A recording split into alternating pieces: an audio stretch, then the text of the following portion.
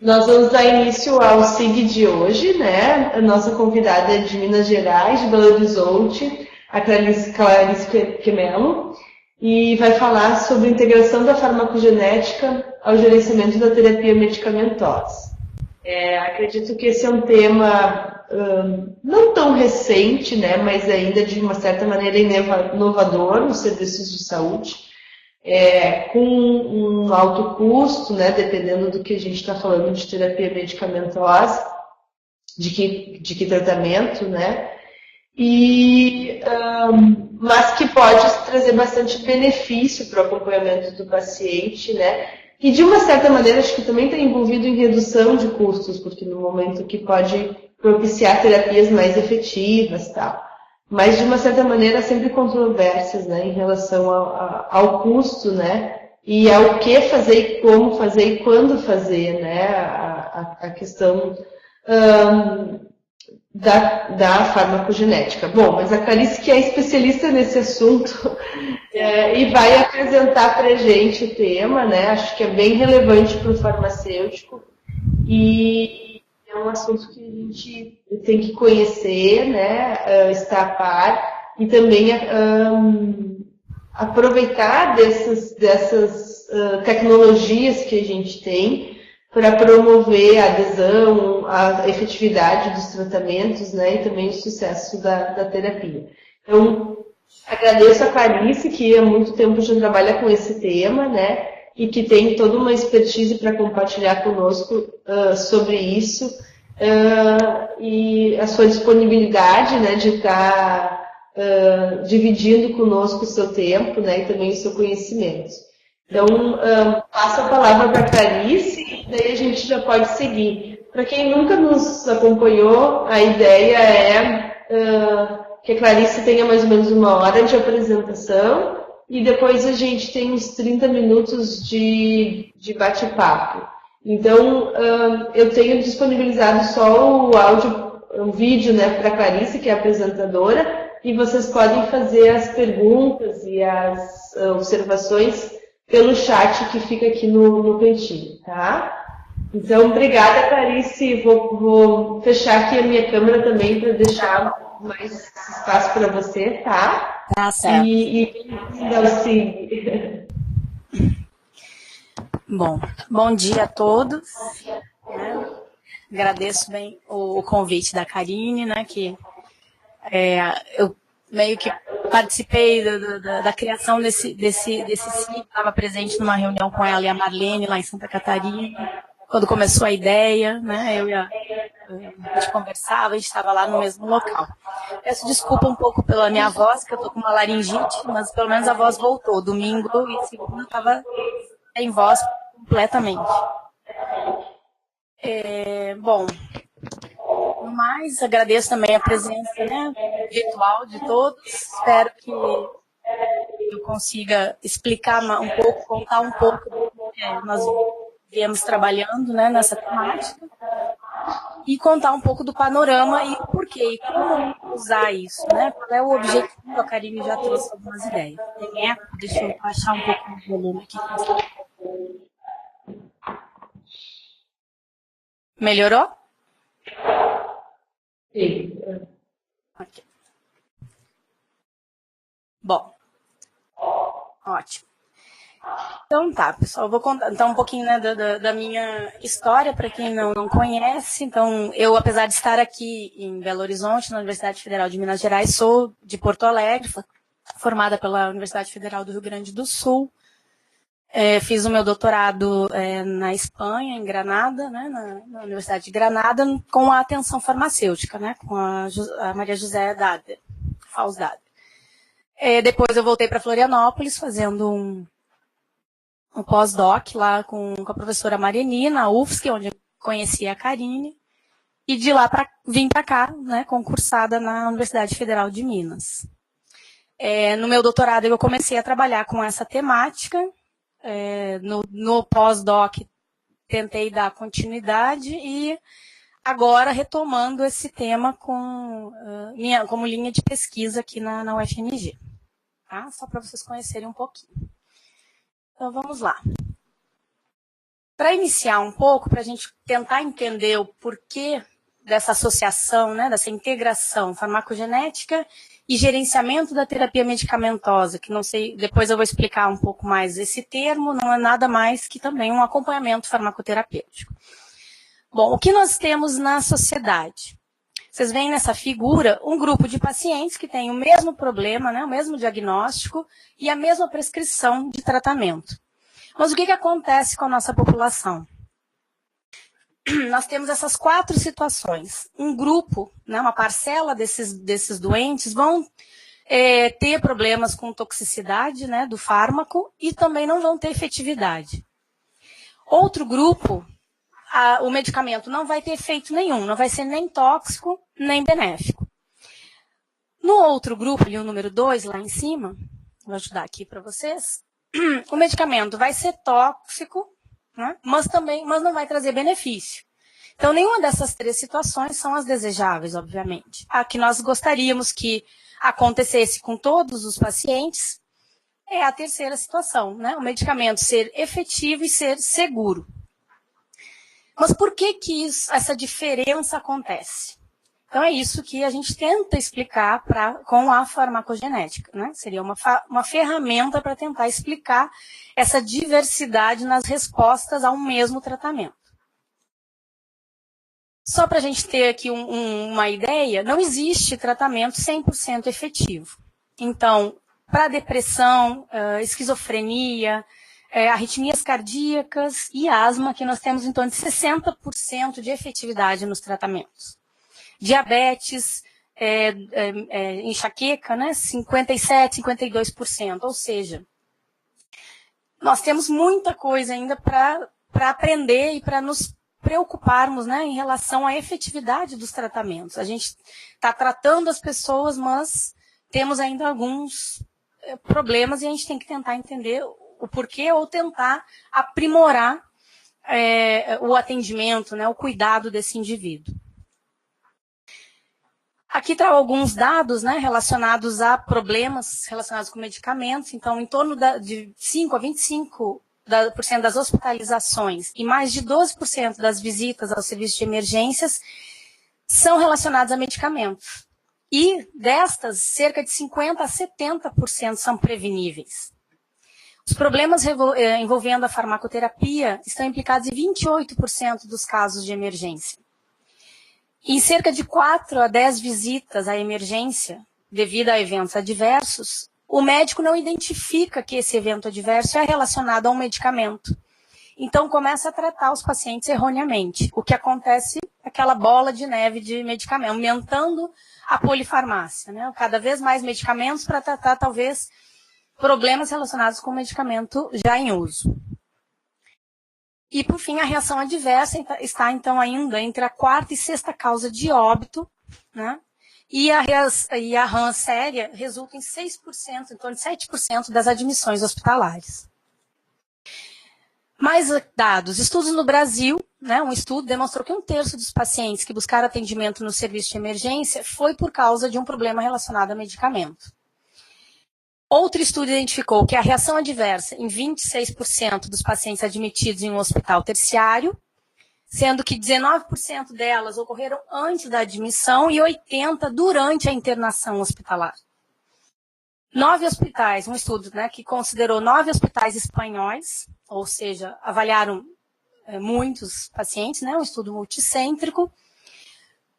30% dos casos atendidos estavam relacionados a um problema relacionado a medicamento e o seu manejo é de alto custo, porque as complicações devido ao uso de medicamentos errôneos ou acréscimos de terapias, muitas vezes de alto custo, né, geram essa conta enorme por indivíduo.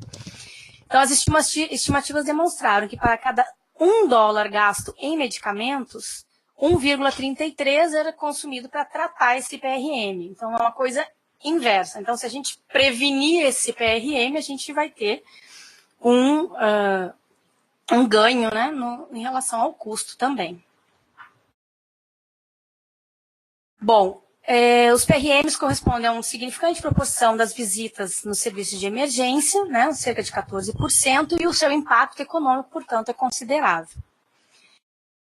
Um gasto médio para o manejo de pacientes com PRM foi estimado em torno de 900 a 1.500 dólares, né, uma média por hospital em torno de 128, 159 dólares.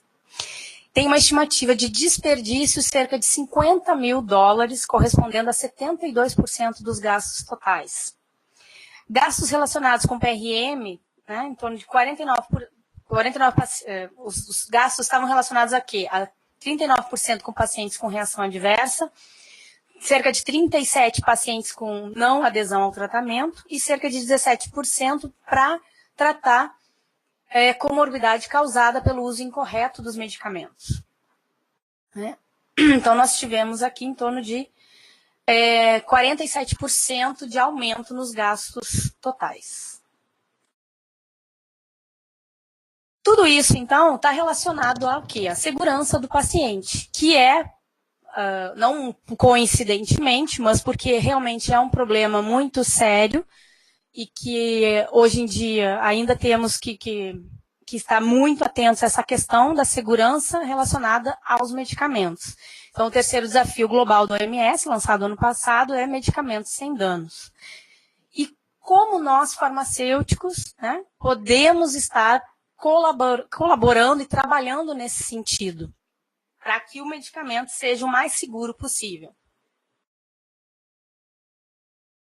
Trazendo aqui outro gráfico, né, agora somente do Brasil, né, evolução dos gastos com medicamentos do Ministério da Saúde, dados de 2013 a 2014, nós tivemos um crescimento absurdo de gastos com medicamentos. E muitos desses estão relacionados àqueles problemas que eu relatei no estudo anterior, né, devido a acréscimos de medicamentos desnecessários a um tratamento, ou para tratar reações adversas. Aqui nós temos 5 grandes desafios, né, e eu até gostaria de iniciar. O primeiro desafio já traz como o aumento da adesão ao tratamento e compreensão dos pacientes sobre os medicamentos. Nós temos aqui um viés, de certa forma até uma questão que muitos dos farmacêuticos iniciam o seu cuidado farmacêutico olhando para a adesão ao tratamento. Mas nós temos que pensar que a adesão só é válida se o medicamento é indicado, efetivo e seguro para aquele paciente. Então, antes da gente olhar se o medicamento está sendo tomado corretamente, a gente tem que avaliar se ele é o adequado para aquele indivíduo. Certo? Isso é uma observação que é muito importante. Não adianta a gente sair fazendo, como muito se usa na atenção primária, caixinhas de medicamento, organizando a farmacoterapia, se ela não é a adequada. A gente vai estar causando dano e não benefício a esse indivíduo. O segundo desafio traz, então, a minimização de erros, né, e promoção de condutas baseadas em evidências. Então, isso entra nesse escopo já dito anterior, no desafio 1, né, da questão de avaliar se é indicado, efetivo, seguro e, por fim, conveniente a adesão, né. Erros aí também entram na questão de administração, erros de dispensação, né? Todas as questões que estão envolvidas no medicamento até chegar no seu usuário. Então, nós temos que pensar nisso tudo e como fazer. Devemos aumentar a efetividade do controle das condições crônicas e reduzir eventos adversos a medicamentos, entraria nesse escopo. Conciliar medicamentos, minimizar o risco nas transferências de paciente entre níveis assistenciais. E isso, níveis assistenciais, a gente sempre, na maioria das vezes, vemos estudos que falam de conciliação medicamentosa somente a nível hospitalar e transição entre unidades intra-hospitalares. Mas, no caso, a gente tem que pensar desde a atenção primária, desde a primeira entrada do paciente no sistema, né, na rede de atenção, até a sua saída. E, por fim, promover o autocuidado apoiado no que diz respeito à automedicação responsável. Aí nós temos hoje um grande problema, que é o nosso Dr. Google, né, ou outros similares, que as pessoas estão tentando se autocuidar e se automedicam com muita frequência, e o risco disso é enorme, e a gente depois tem que ir lá na ponta, né, na entrada, no consultório, no ambulatório, no centro de saúde, chegam esses pacientes para a gente, quando não chegam num serviço de emergência e urgência, para a gente tentar resolver aquele problema que podia ter sido também evitado de alguma forma com educação em saúde, etc., lá no início, né, na fonte. Bom, até aqui, né, só esse panorama, situar o porquê da gente trabalhar com essa questão. Então, o gerenciamento da terapia medicamentosa, esse termo né, veio do termo, né, do pessoal dos Estados Unidos, em inglês, né, Linda Strand, Cipoll e Morley, que vem do termo em inglês MTM, mas aí no caso MTM, Medication Therapy Management, veria do Medicare, né, do sistema de saúde, que é privado nos Estados Unidos. E aí a tradução para o português ficou gerenciamento da terapia medicamentosa, que é o acompanhamento farmacoterapêutico. Bom, o GTM, né, então, ele está baseado no arcabouço teórico da atenção farmacêutica, trazendo, então, a questão de olhar o indivíduo em sua toda completude, né, avaliando todos os medicamentos usados para todas as condições clínicas que o paciente tem e avaliando para cada medicamento a sua indicação, efetividade, segurança e conveniência. A conveniência entraria a adesão e também o acesso a esse medicamento. Para que né, nós consideremos um serviço, como um serviço de saúde, ele tem que ter um objetivo claro. Né? Então, nós temos como um GTM um objetivo muito claro que é otimizar ou alcançar objetivos ou resultados terapêuticos positivos na farmacoterapia do indivíduo.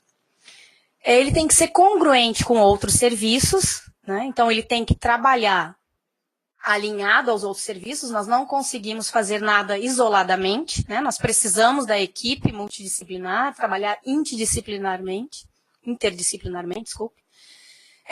O serviço tem que ser capaz de ser avaliado, então nós necessitamos de indicadores, como qualquer serviço, tem que ser reprodutível, nós temos que ter um método, então a gente sempre gosta de comparar com os outros profissionais da saúde que já têm a sua, vamos dizer, sua rotina, né, o seu método de trabalho muito conhecido, inclusive da população, obviamente. Então, o médico, como que ele trabalha, como que ele faz o seu registro de trabalho, o enfermeiro, né, todo mundo sabe, tanto que muitas vezes o farmacêutico clínico está sendo confundido com esses outros profissionais por também tentar fazer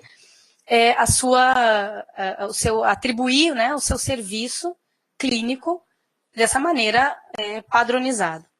E tem que ser reconhecido, certo?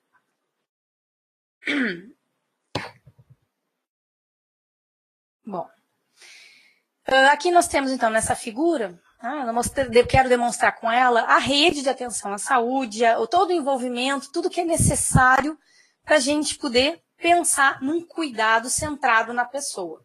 A gente tem que alinhar o nosso trabalho com o indivíduo. A gente está olhando o indivíduo, a pessoa, como um ser único que tem todas as suas particularidades. E como profissionais da saúde, nós temos que trabalhar de maneira tanto multiprofissional, que seria cada um na sua expertise, e interdisciplinar, cujo foco único é o indivíduo, certo? Avaliando e considerando o que nesse indivíduo? As suas experiências, suas crenças, valores, desejos, a sua família, a sua comunidade. Porque o indivíduo, ele não é um ser isolado, né? Nós sabemos que existem as questões, eu tomo tal medicamento. Por que o senhor toma tal medicamento? Porque a minha vizinha disse que é muito bom e eu tenho que tomar também. Ou para ela fez muito bem, ou eu vejo um sintoma, o sintoma que ela tem é igual ao meu, a dor que ela sente é muito parecida com a minha. Então a gente sabe que tem esse viés e a gente tem que considerar isso para poder educar e empoderar esse paciente sobre o seu estado de saúde. Então, o que é o cuidado centrado na pessoa, né? Então, tem se trabalhado, tem documentos, inclusive, da OMS, né, falando desse cuidado centrado na pessoa. Primeiro componente desse cuidado, então, é um cuidado holístico, né, é um cuidado integral, né, tratando o indivíduo com todos os domínios da saúde, ou seja, biofísico, cognitivo, emocional, comportamental, social, espiritual. Temos também a questão das religiões, que muitas vezes impedem o indivíduo de fazer um tratamento, né, para promover e prevenir a saúde e gerenciar a doença. O cuidado colaborativo, né, a parceria entre então, o profissional de saúde e o paciente. Então, nós temos que fazer uma parceria. Né, quem trabalha, né, com cuidado farmacêutico sabe que a gente fala muito dessa relação terapêutica, né? A gente tem que criar um elo para conseguir conquistar os desfechos desejados, né, desse acompanhamento. Senão, sozinho a gente não consegue, né? O indivíduo tem que ser participativo, não tem que ser paciente, ele tem que ser participativo da sua terapia e conhecer a sua doença, o seu tratamento, para poder aderir e poder ter sucesso. O terceiro componente, então, um cuidado responsível, né, seja individualização de atendimento, o objetivo de manter coerência entre intervenção, necessidade, valores e preferências. E o GTM, então, tem sua filosofia esse cuidado holístico, né, como tomada de decisão em equipe, incluindo o paciente, e individualização do cuidado através dessa relação terapêutica. Então, aqui, nessa frase, né, que cabe muito bem na questão do GTM, então é mais importante saber que tipo de pessoa tem uma doença do que tipo de doença tem essa pessoa. Né? É isso que resume o nosso trabalho, vamos dizer assim. Aqui, então, um esquema, né, de como a gente tem que pensar, então, nesse raciocínio clínico para fazer o GTM. Então, nós temos que, num primeiro encontro, avaliar, num encontro de conhecimento, né, de conhecer aquele indivíduo, ele nos conhecer, nos passar todas as informações que nós precisamos, né, e pensar, já identificando os problemas relacionados à terapia. Desde o início, então é interessante ver, né, aqui em cima, nós estamos estabelecendo a relação terapêutica, desde o primeiro momento, desde o acolhimento desse indivíduo. Então, no momento que ele entra na nossa sala, como nós o recebemos, como a gente cumprimenta, como a gente se porta, né, a comunicação do farmacêutico com o paciente, seja ela oral, né, verbal ou não verbal, ela é muito importante e nesse momento a gente já está criando esse elo. Após a primeira, então, consulta, o primeiro encontro, nós já temos, então, que fazer o plano de cuidado, né, que nós vamos fazer, então, a história, construir a história farmacoterapêutica desse indivíduo, olhando cada problema de saúde, seus medicamentos e buscar avaliar os parâmetros clínicos para cada medicamento está sendo empregado, né, usado, para avaliar se está sendo indicado, efetivo, seguro e conveniente, certo? E nos próximos encontros, então, nós vamos fazer sempre uma avaliação e ficar sempre refazendo a questão, né, avaliando toda vez que retorna o paciente, a gente faz aquelas perguntas básicas e iniciais, né? Como o senhor se sentiu no último mês? Teve uma mudança na sua terapia? Vamos resolver, então, os problemas, vamos conversar. Tenho aqui algumas coisas que eu já observei, vamos tentar, né, ver como é que fica melhor para a gente conseguir alcançar o objetivo X, né? Por exemplo, né, pacientes com diabetes, hemoglobina glicada acima de 7, né? Tá com hemoglobina glicada de 12. Glicemia de jejum, 200. O que a gente vai fazer para alcançar o parâmetro ideal? Né? Então, nós temos que conversar e chegar num acordo, adequando a rotina daquele indivíduo e também avaliando, claro, que a efetividade. Aí, né, nós temos que pensar na questão de dose ou medicamento mais adequado. Então, o GTM, desculpa, ele implica em todas essas áreas, né? Então, aqui, a revisão de terapia, consultas farmacoterapêuticas, tá pequena aqui para mim, o manejo da doença, né? A aplicação da farmacogenômica ou farmacogenética, nós vamos ver a diferença, manejo de anticoagulação, outros serviços clínicos, vigilância, né? Segurança do medicamento, saúde, bem-estar, saúde pública, imunização, né? Vacinas. Então, nós temos que trabalhar em todos esses pontos chaves para alcançar a melhora, né, a melhor condição do paciente. Okay? Aqui num estudo, né, de 2011, né, trouxe então gastos estimados que foram evitados, né, ou foram evitados, né, em 90 dias em saúde com o GTM. Então, por exemplo, as visitas, né, de pacientes evitadas, né, desculpa, estou tentando traduzir do inglês, saiu horrível.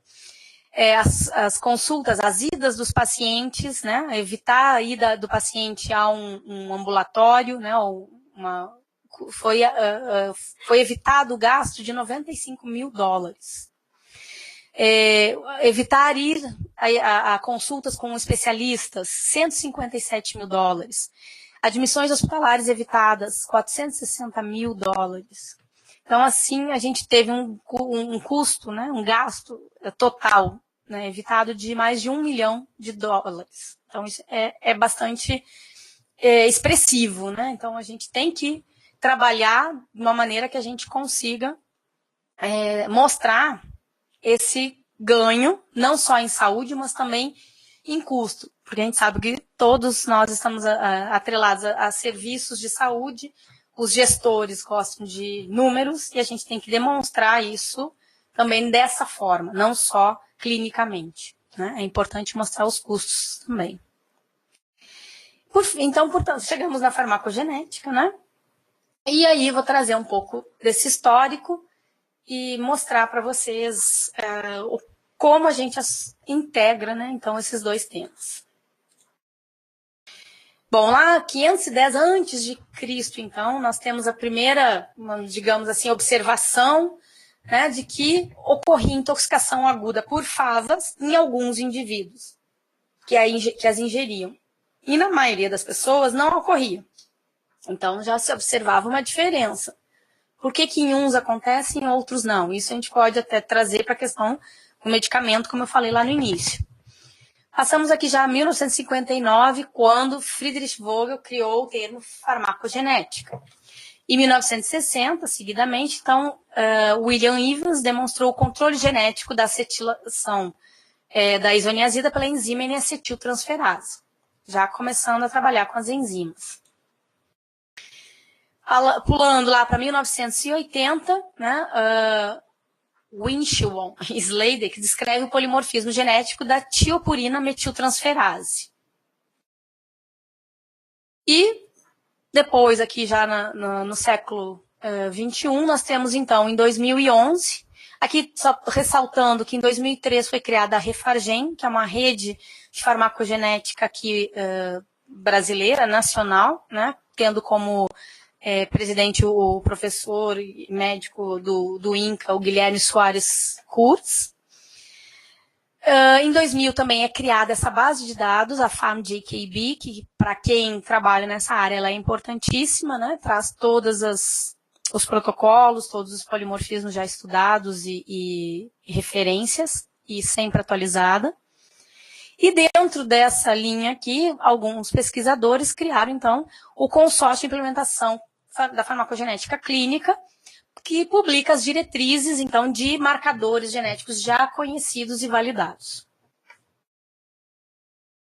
Bom, a sequenciação, então, do genoma humano, né, completo em 2003, e seus vários estudos sucessivos, reabriram o debate científico e geraram expectativas, né, para encontrar respostas reais. Então, com a genotipagem, despertou-se a possibilidade de um tratamento farmacológico efetivo para cada paciente a uma dose específica. É o sonho da medicina personalizada. Que nós vamos ver que, infelizmente, ainda tem muito para caminhar nesse sentido. Mais que uma medicina individualizada, nós temos muitos marcadores relacionados à questão da segurança do paciente. Né? Para evitar reações adversas, a gente já faz a genotipagem prévia ao tratamento para evitar o surgimento da mesma. Bom, aí nós vamos falar aqui farmacogenômica e farmacogenética. Primeiro, a farmacogenômica, ela busca investigar diferentes reações dos indivíduos aos fármacos, baseando-se nos padrões genéticos de cada um. Desculpa. É diferente da farmacogenética porque não tem, a priori, uma hipótese sobre um marcador candidato. A gente avalia todo, faz como se fosse um screening para ver se tem algum marcador naquela pessoa. Características das sequências genômicas são de milhares de genes ou marcadores. E o objetivo, que também é compartilhado com a farmacogenética, é a criação de fármacos à medida para cada paciente, adaptado às condições genéticas. A farmacogenética, por sua vez, estuda a variabilidade na sequência do DNA que afeta a resposta a um medicamento. Nós temos polimorfismos, single nucleotide polymorphism, né, polimorfismo de um único nucleotídeo, em torno de 0,1 a 0,5% do genoma humano. E ocorre um pouco mais de 1% da população. Desculpa. Então, percebe-se que é muito pequeno, né, a proporção de pessoas que apresentam esse polimorfismo. Portanto, a farmacogenética estuda as bases genéticas da resposta individualizada a fármacos para monitorização de doses em termos de efetividade e segurança. Seu principal objetivo é poder antecipar a efetividade ao tratamento ou a segurança, né, a cada indivíduo, né, minimizando simultaneamente os eventos adversos.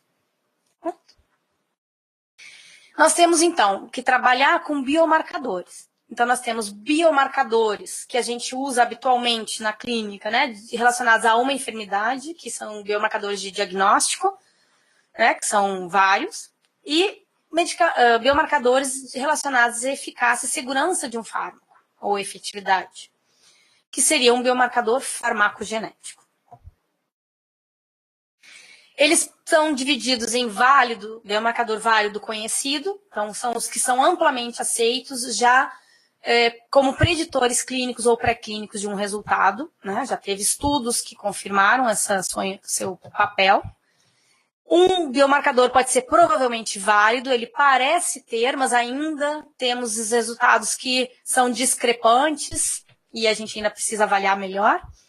E tem os biomarcadores exploratórios que surgiram de algumas hipóteses, né, que de acordo com alguns estudos eles surgiram e a gente tem que continuar estudando para ser um válido conhecido ou não, ou descartar o seu papel já na farmacoterapia.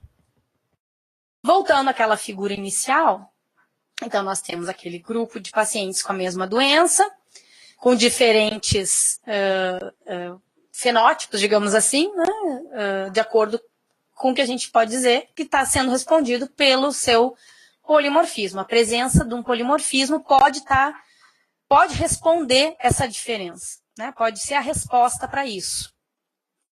Então, como já dizia, né, no próprio Cipoll, né, um medicamento não serve para todos. Então, a gente tem que buscar individualizar com as ferramentas que nós temos. Então, eu trago aqui dois exemplos, né, que traz, então, o diagnóstico para o câncer de mama, né, o teste, então, do biomarcador, faria, então, o teste na mulher com diagnóstico de câncer de mama para avaliar a inclusão do tratamento com Herceptin ou não, certo? Então, se está ausente, não se prescreve o Herceptin, e se a enzima está, né, se a proteína de superfície, né, do celular está presente, se não está, não prescreve o Herceptin, porque não vai ter o efeito desejado. No caso do HIV/AIDS também, por diagnóstico, né, então a gente vai avaliar se o paciente tem um marcador que está relacionado à toxicidade ao abacavir. Se está ausente, prescrevemos. Se está presente, obviamente não vamos prescrever. Ok? Esses dados já estão na FDA. Então, nós temos uma tabela com todos os biomarcadores e essa informação também está nos rótulos, nos rótulos, nas bulas dos medicamentos. Aí nós temos aqui alguns exemplos, né, assim, os mais usados na clínica atualmente, né, então nós temos nessa base de dados, nessa listagem da FDA, o efeito de mais de 100 fármacos, né, está influenciado por variações genéticas, então codeína, carbamazepina, azatioprina, a varfarina, flucloxacina. E aqui temos a tabela com essas informações e nessa tabela traz o fármaco, a área, né, aqui eu não estou conseguindo ler direito, muito pequeno para vocês, não sei se vocês estão enxergando direito, deixa eu aumentar aqui um pouco. E onde está a informação, né, aqui no caso então do abacavir, né, o HLA-B, que é o marcador que nós temos que buscar no paciente, e onde está essa informação na bula do medicamento. Tá? Aqui a página, então, que eu falei para vocês, PharmJKB. Aqui embaixo, então, ela traz esses protocolos, né? Aqui também traz o CPIC, o consórcio, aquele de guidelines. Aqui, se a gente abre, então, ali o guia, né? Os guidelines de dosificação, para quais medicamentos já existe esse guia e as informações que existem. Aqui nessa página traz tudo isso. Então, como exemplo aqui, eu abri, então, esse da varfarina, né? O que traz? As anotações recentes, traz os estudos mais recentes, aqui a informação na bula, as anotações clínicas, né? Aí também temos aqui caminhos, o caminho, né? A farmacodinâmica, né? do medicamento, as publicações, outros links, com que está relacionado. Então, nós temos todas essas informações nessa base de dados. Como eu falei anteriormente, a Refargem, né, a nossa rede nacional de farmacogenética, que tem também dados de estudos com a população brasileira. Né? Então, a nossa população, nós temos temos que ter um grande cuidado, né, quando a gente estuda a genética no Brasil, pela nossa miscigenação. Né? Hoje em dia também isso até é complicado falar a nível global, mas ainda temos sociedades que não são muito mistas, né? Que não se misturam, né, ainda por questões religiosas ou de localização geográfica, inclusive. Mas globalmente nós temos uma miscigenação muito grande, então a gente tem que cuidar muito dessa questão na hora de avaliar a genética também dos pacientes e tratar a farmacogenética. Esse estudo aqui, então, né, que é a aplicação clínica da farmacogenética, traz, esse artigo, né, traz, então, vários marcadores, né, já trazido, então, desse consórcio, né, como se fosse um resumo do que esse consórcio já trabalhou e o que ele traz de informação. Né? Então, traz aqui a questão relacionada ao clopidogrel, a codeína, varfarina, abacavir, simvastatina, alopurinol, dados de tratamento com oncologia, né, para oncologia e etc. Né? Temos vários guias já usados em vários locais. Aqui um exemplo, né, de um estudo, então, feito com o acenocumarol, então, trazendo um algoritmo de dosificação para o acenocumarol de acordo com o perfil genético do paciente, né, com o genótipo. Pacientes em diálise e transplante, também, o papel da farmacogenômica. Hepatite C também ainda está sendo explorada, ainda não é uma coisa muito... ainda não é um biomarcador, não são biomarcadores reconhecidos, mas está se trabalhando para isso. Né? Então, voltando, né, isso tudo é um cuidado individualizado. Né? Estamos falando de uma pessoa que usa medicamentos, tem seus problemas de saúde, tem as suas percepções, seus conhecimentos, suas crenças, E a gente tem que trabalhar com tudo isso, aliando, então, no nosso caso, o GTM com a farmacogenética para ter os resultados positivos na farmacoterapia. A Sociedade, então, Americana de Farmacêuticos Hospitalares, né, traz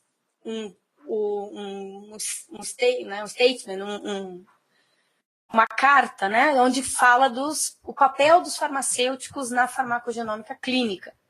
Então, como que a gente se vê fazendo isso?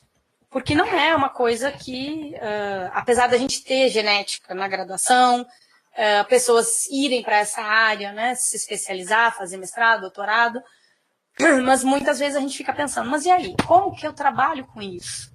Como eu, farmacêutico lá da atenção primária, vou trabalhar com isso? Tá? Por exemplo, no hospital a gente até enxerga melhor porque tem ali o laboratório que pode nos auxiliar. Bom, nós podemos trabalhar de diversas formas, né? Nessa carta tem vários itens, eu trouxe aqui, pontuei alguns que considerei mais importantes. Então, primeiro, promover o uso adequado desses testes. Nós não vamos sair fazendo teste para todo mundo, até porque tem um custo, né? E também a gente tem que saber avaliar a necessidade desses testes. Tem também aquela questão que quando eu estava no doutorado a gente discutia muito. Será? Vai ter pessoas que vão querer fazer, e existem pessoas que já fizeram.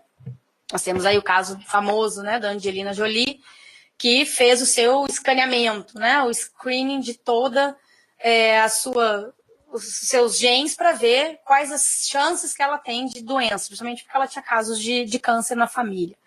Mas e aí? Nós vamos viver com essa sombra o resto da vida? Né? É uma questão muito particular, a opinião, né? Mas tem que se pensar, vale a pena? O que a gente vai fazer com essa informação? Então, ela tem que ser útil, né? A gente também, como farmacêutico, temos que saber interpretar esses resultados, alinhando, então, com a farmacoterapia, né? Porque eu vou mostrar resultados para vocês, como que eles aparecem, como que a gente faz a associação. Educar outros farmacêuticos que queiram também vir para essa área, né? Então, fazer educação continuada, cursos, minicursos. Então, a farmacogenômica usa, né? Então, otimizar a terapia com base nos resultados desses testes, recomendar ou agendar os testes para a seleção de posologia e monitoramento de medicamentos. Isso eu vou trazer exemplo, principalmente no caso do transplante renal, com o tacrolimus, que também é um guia, um guideline que já está em uso. Individualizar o tratamento e dose, baseados no perfil farmacogenético do paciente, considerando propriedades farmacocinéticas e dinâmicas dos medicamentos, além das comorbidades, outros medicamentos, dados laboratoriais e demográficos. Então, essa última frase traz a questão GTM mais farmacogenética. Nós temos que olhar o indivíduo como um todo. Não adianta eu olhar aquele polimorfismo, aquele medicamento e achar que resolveu o problema. Não é assim. Aqui um outro relato, né, um outro artigo trazendo os papéis do farmacêutico clínico na implementação da farmacogenômica. Então, nós temos aqui o papel do farmacêutico, resumidamente, né? Elaborar o conselho farmacogenético, com os dados, quais dados? Né? Os dados da farmacocinética, dos medicamentos que nós tivermos, como avaliar esse nível plasmático, farmacodinâmica, né? Conhecer como esse medicamento age no nosso organismo, assim, a farmacogenética, são os seus dados do polimorfismo, e, por fim, fazer esse conselho farmacogenético. Como é que a gente faz? Então, né? Aqui veio incorporando, então, o teste farmacogenético ao GTM. Né? Então, traz esse artigo, traz essa questão que eu estou conversando aqui com vocês hoje. Como que a gente pode fazer isso? Então, eu trago aqui só o sumário, né, do artigo. E, como conclusão, vamos ver se eu vou conseguir ler essa conclusão. Está muito pequeno. Como é que eu posso aumentar isso aqui? Não dá. Bom, os testes farmacogenéticos estão incorporados ao GTM, né, o serviço oferecido pelo farmacêutico. Pode ser um modelo, né, desculpa, eu não consigo ler, gente. Está muito fora de... Aqui, já está em 100%. Não. Ai, mas aí eu não consigo ler. Bom, o teste farmacogenético incorporado à clínica, né, ao serviço de GTM, oferecido pelo farmacêutico, pode ser um modelo, né, que aumenta a satisfação do paciente, né, que é satisfatório ao paciente. Apesar de que mais estudos e um melhor entendimento de como essa integração do GTM e a farmacogenômica podem ser oferecidos ao paciente, né, junto com os testes farmacogenéticos, são necessários. Então, isso é um dos objetivos dessa, vamos dizer, dessa conversa, né, para provocar vocês a tentar trabalhar com isso também, se já não trabalham. Aqui, então, da Associação Americana de Farmacêuticos, também trouxe esse documento, né, isso aqui de 2011, integrando, então, a farmacogenômica à prática farmacêutica através do GTM. Tá? Então, trazendo de novo os mesmos exemplos que eu trouxe lá nos protocolos, né, nos guias clínicos, varfarina, trastuzumab para o câncer de mama, o maraviroc, né, que é para celecoxib, cetuximab, azatioprima e etc. Né? Então, exemplos.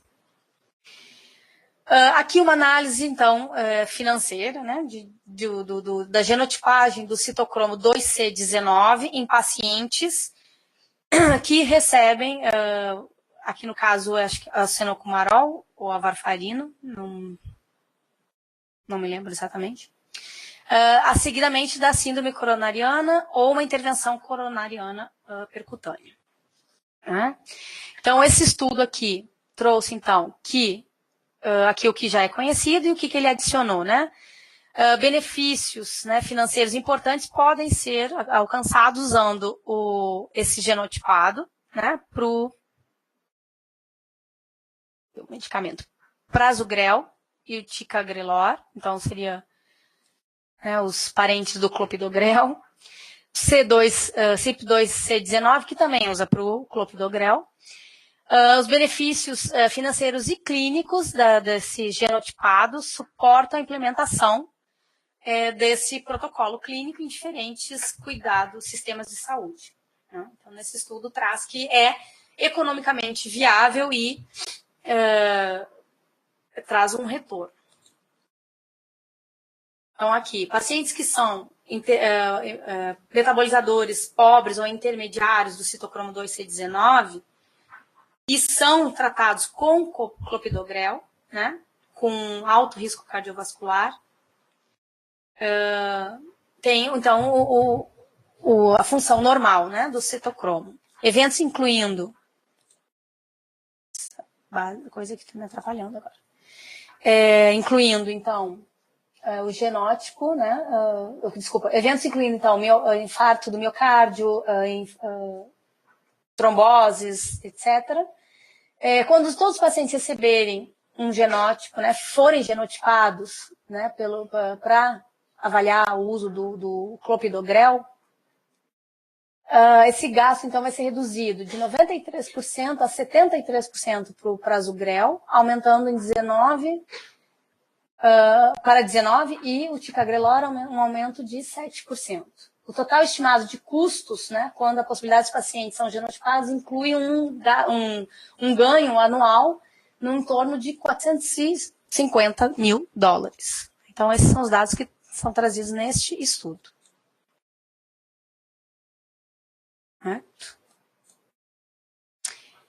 Aqui alguns desafios, óbvio que não é fácil integrar essas duas áreas, né, e aplicá-las na prática, né, na clínica.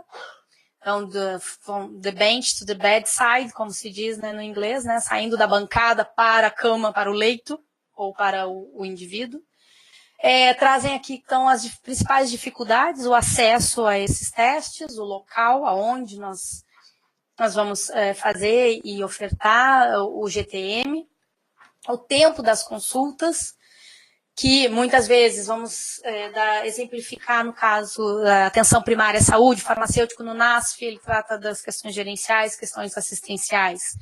Muitas vezes, alguns farmacêuticos ainda não conseguem organizar suas agendas para atender o paciente, fazer o acompanhamento farmacoterapêutico desse paciente, né? Então, temos que tentar otimizar. Aqui em Belo Horizonte, não conheço eu conheço poucas realidades no Brasil, mas Belo Horizonte ainda tem uma situação muito privilegiada que nós temos um farmacêutico por NASF e esse farmacêutico é responsável somente por 2 centros de saúde.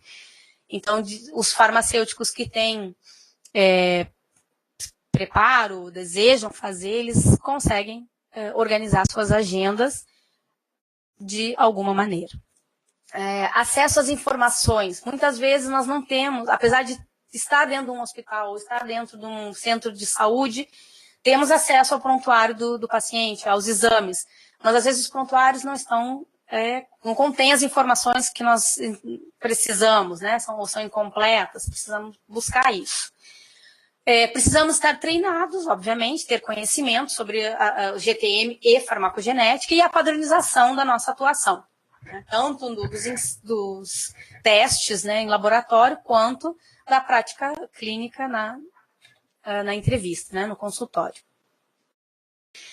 Aqui, então, saiu nessa semana, né, na revista Pharmacogenomics, então, que a padronização pode acelerar a adoção da farmacogenômica como uma prática clínica, né? Então, a gente precisa padronizar termos, assim como nós temos problemas com a atenção farmacêutica, de consenso entre terminologias, né, que até o Conselho Federal, né, trouxe um documento 2016, se não me engano, né,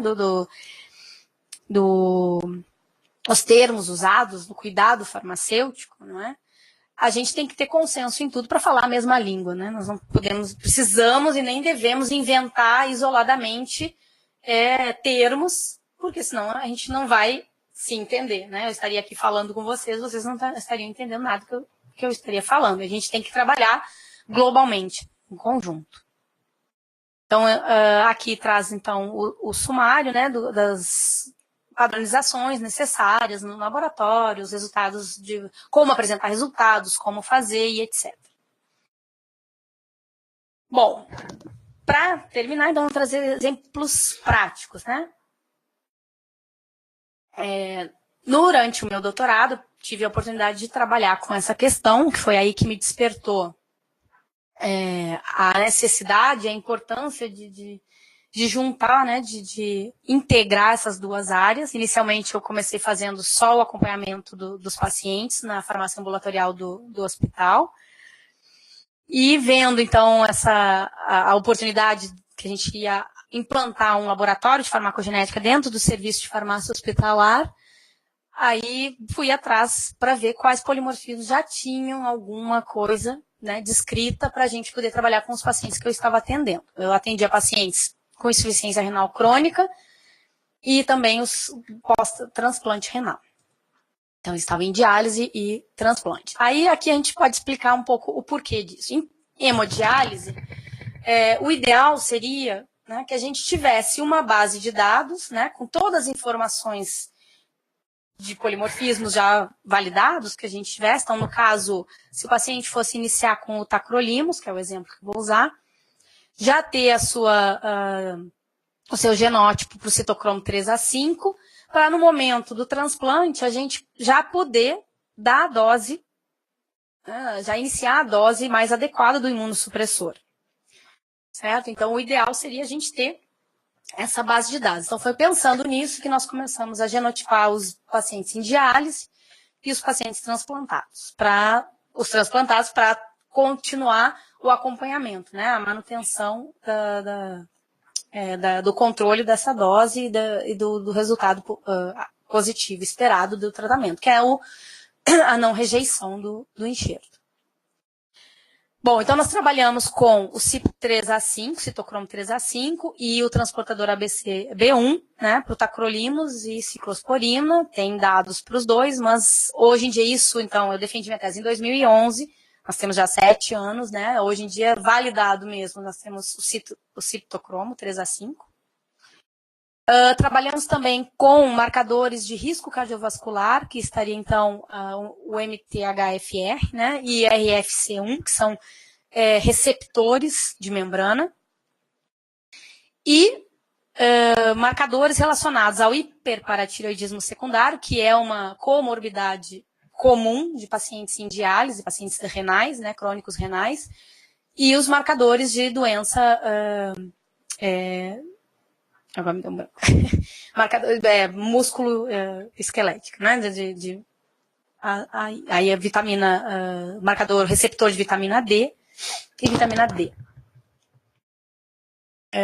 Então, os objetivos eram genotipar esses polimorfismos e gerar uma base de dados contendo a informação sobre esses polimorfismos. Buscando, então, essa translação da investigação em farmacogenética à clínica, à prática clínica, que aqui ficou desconfigurada. Bom, nós tivemos, então, pacientes caucásicos, eram todos espanhóis, né, na faixa etária de mais de 18 até 75 anos. Por que 75 anos? Que era a idade máxima elegível a transplante renal na Espanha. 51 estavam em hemodiálise, né, e haviam pacientes incluídos antes no estudo, somente que eu fiz antes, um estudo só para receptores de cálcio, que estavam em tratamento com um medicamento chamado Cinacalcet para o hiperparatireoidismo secundário. Nós fizemos um genotipado externo, né, com o Pharmatip, uma empresa externa, e interno no nosso laboratório nós fizemos esses marcadores aqui. Eram 79 pacientes, era uma população pequena, né, principalmente porque tinham que usar o medicamento, esse Cinacalcet, né, prevalecendo homens, então.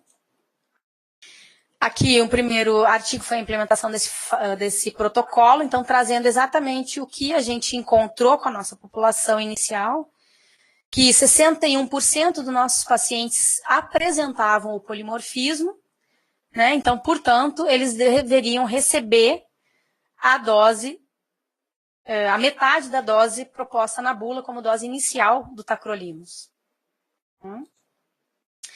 Aqui, então, era como a gente recebia alguns médicos que já estavam envolvidos, né, com esse nosso projeto, os dados do paciente, os polimorfismos que eles queriam que a gente avaliasse.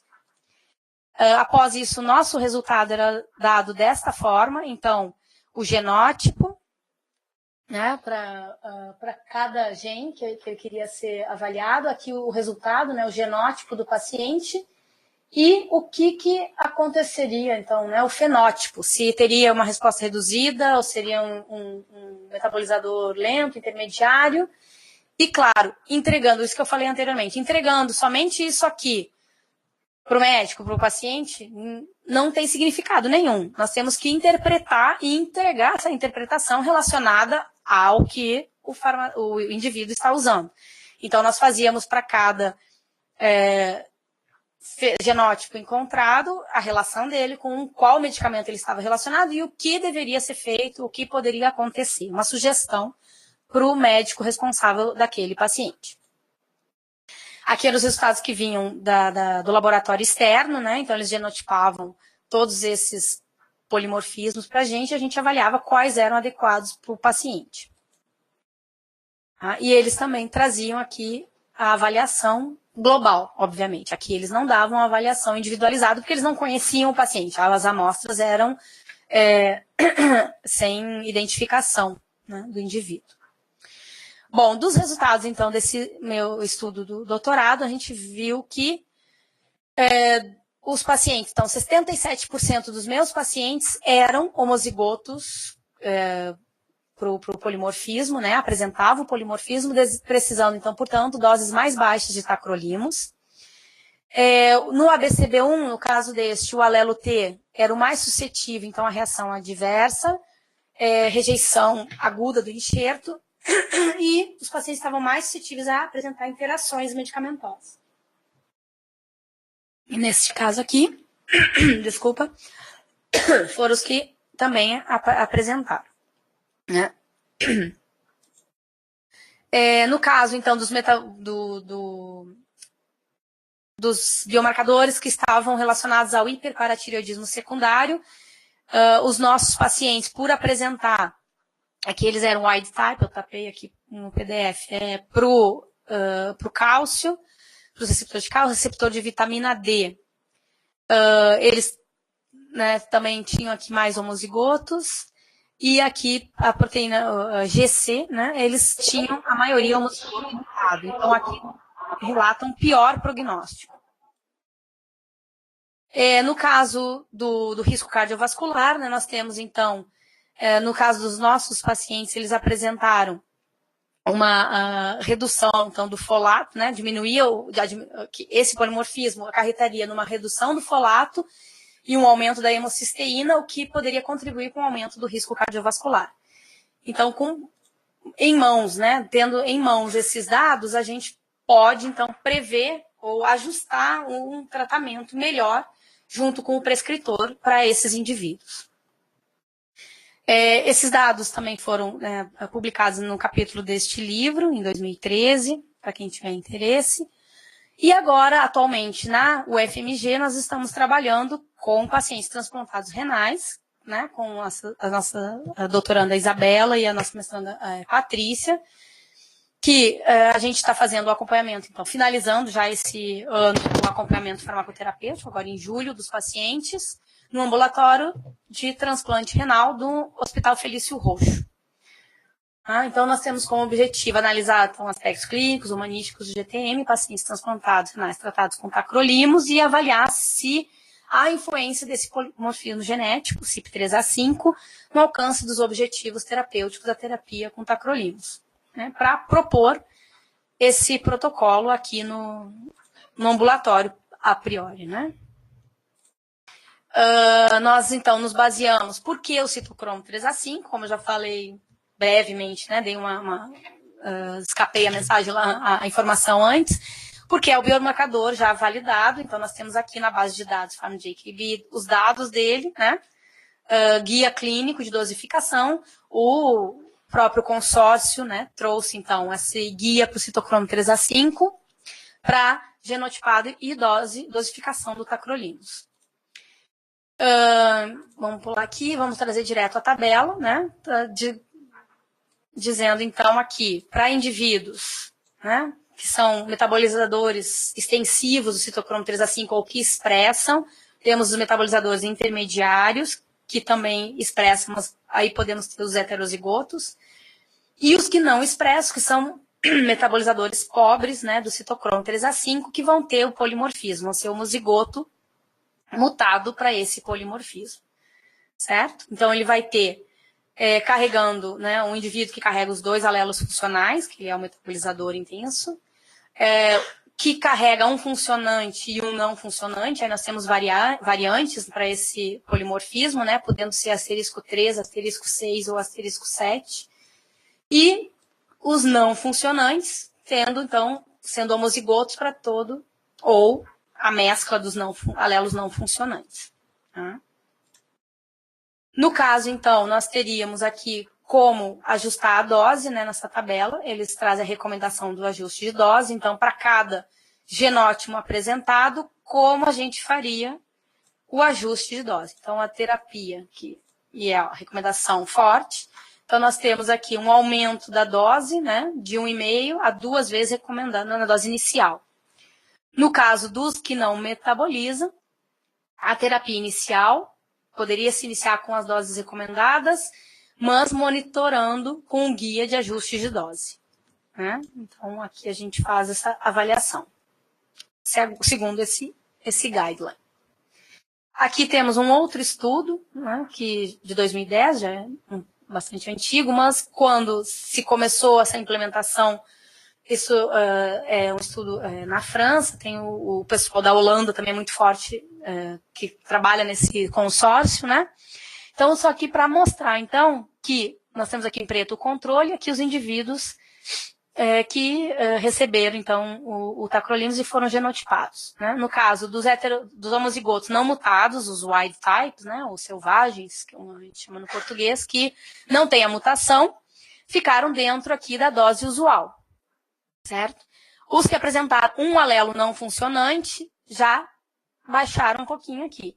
E os que apresentam os dois mutados, eles já estão mais aqui abaixo, totalmente aqui dentro dessa área cinza, certo? Precisando, então, o ajuste dessa dose.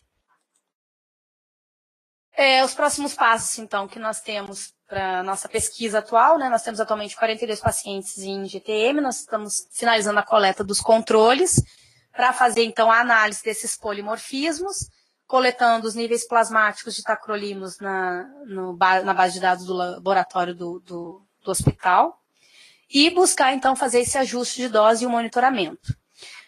Infelizmente, a gente quis, óbvio, fazer junto com o acompanhamento desses pacientes, mas por questões financeiras, que é isso que é uma coisa, né, importante de ressaltar, nós conseguimos o financiamento final do ano passado para comprar o restante do material necessário para fazer as análises por PCR em real time. Não é que seja muito dinheiro, a gente precisou 5 mil para essa última parte e a parte inicial 2 mil, então no total 7 mil reais para fazer a análise de todos esses pacientes. Então agora esse é o nosso próximo passo para o segundo semestre, fechar esses dados, que espero já ter apresentado, né, publicado para vocês terem conhecimento. E é isso. Muito obrigada pela atenção. Qualquer pergunta, curiosidades, estou aberta.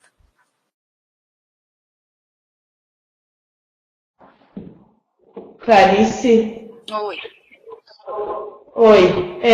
Nós agradecemos, né? A gente estava discutindo aqui algumas coisas em relação aos testes. Uma deles é o custo, né? Assim, quanto que custa fazer um teste.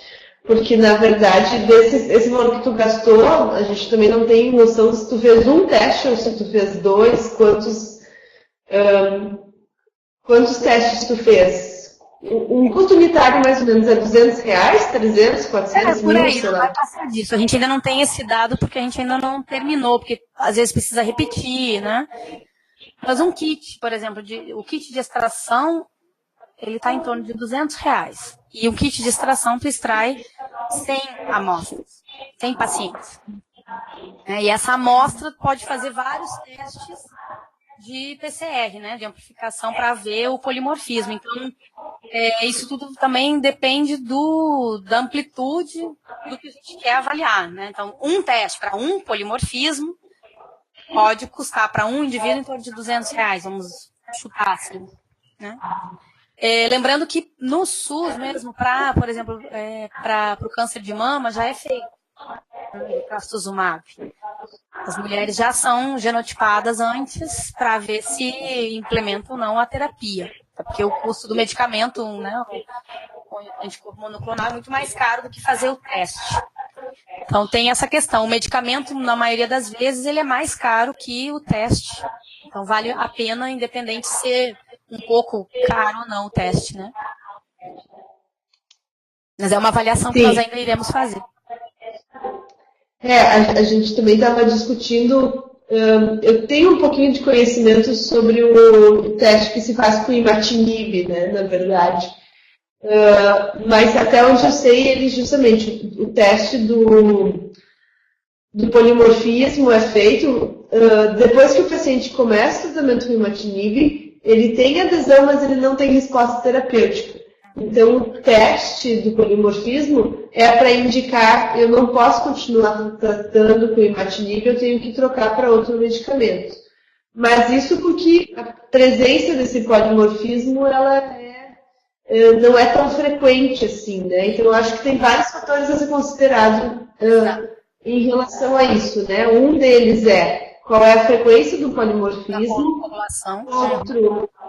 outro qual é a consequência do tratar ou do não tratar, né? O risco, vale a pena o risco tentar antes de fazer, né?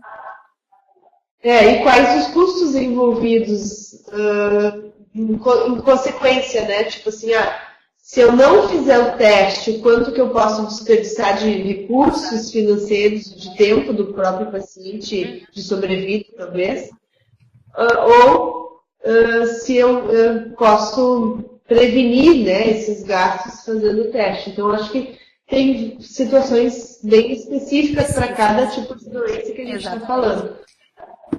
No caso do tacrolimus, me parece que ele é bastante relevante, porque a gente tem uma questão muito importante no início do tratamento, né? Manter a dose adequada do imunossupressor quando o paciente pós-transplante, no início do transplante, nos primeiros meses de transplante, a adoção da dose adequada e manter a faixa terapêutica desejável é muito importante para o sucesso da terapia do transplante.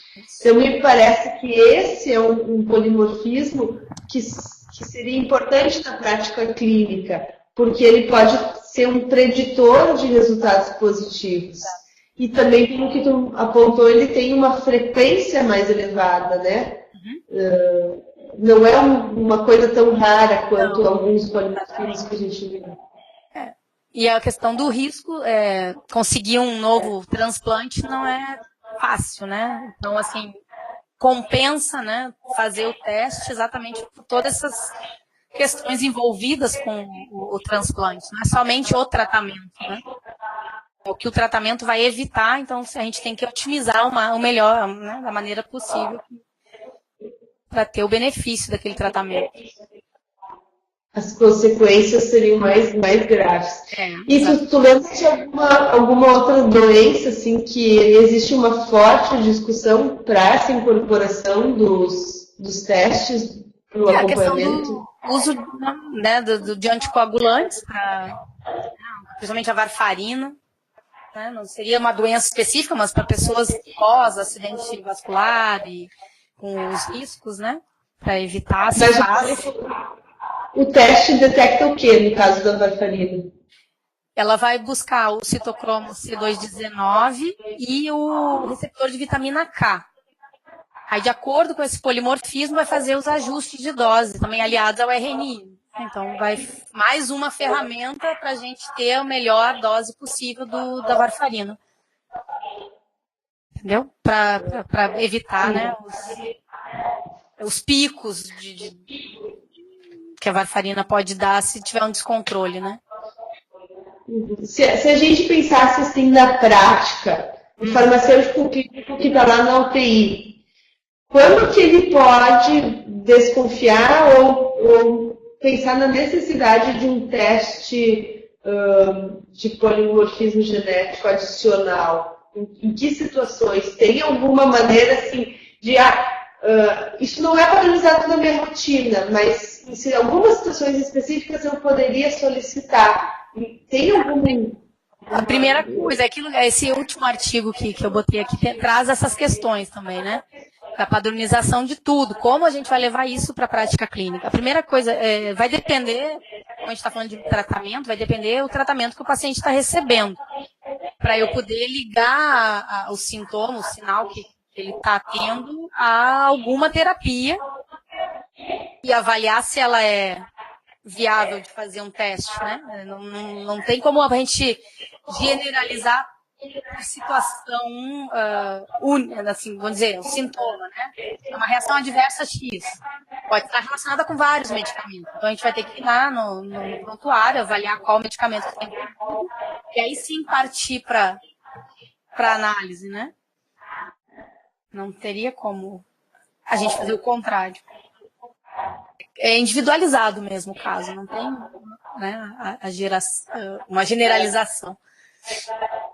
Mas a gente tendo essa ferramenta como aliada, né, para ajudar na escolha do fármaco e na monitorização da dose, o resultado terapêutico, a chance de ter um resultado terapêutico melhor, né, positivo, é maior. Sim. Eu imagino que dá para ir consultar essas bases de dados que tu falou, né? Esse FAI, GKB, para justamente ver assim, existe algum teste para esse medicamento, né? E daí, a partir disso, e ali vai estar dizendo que existe, já foi feito, mas vai dizer se realmente é válido, se tem se é um biomarcador conhecido, ali vai estar toda a informação. Muitos polimorfismos foram avaliados, mas não foram adiante exatamente porque não tem comprovação. Porque não é só, às vezes, um tratamento, é um único polimorfismo que está relacionado. Que foi o que se pensou inicialmente no tacrolimus, né, que teria ter o ABCB1, que até a gente avaliou, e no fim se viu que ele não, ele faz parte, né, da metabolização do tacrolimus, ele é o receptor do tacrolimus, né, no organismo, mas não afetava a resposta tanto quanto o citocromo 3A5. Outros citocromos também, citocromo 3A4, 3A7, todos foram estudados por tacrolimus também. Aparece no mecanismo, mas não tiveram a mesma resposta. Então, é tudo nessa questão. Então, nessa base de dados, vocês vão encontrar isso. Todas essas informações, o que já foi testado e o que já desistiram, né? Então, nós temos que pensar nessa coisa bem individual, né? Sobre o paciente. É o que aqui alguém está escrevendo aqui. Acho que a Márcia colocou bem.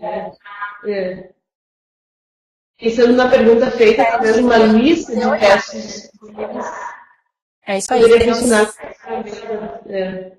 No caso lá do hospital em Granada era isso. A gente iniciou o laboratório e aí depois, como eu mostrei para vocês, tinha aquele formulário, né, com os testes que a gente fazia. E aí, se o médico se interessasse, ele já nos solicitava. Teve inclusive um caso que chegou, que era uma paciente que não podia tomar nenhum analgésico. Para tudo ela tinha reação adversa.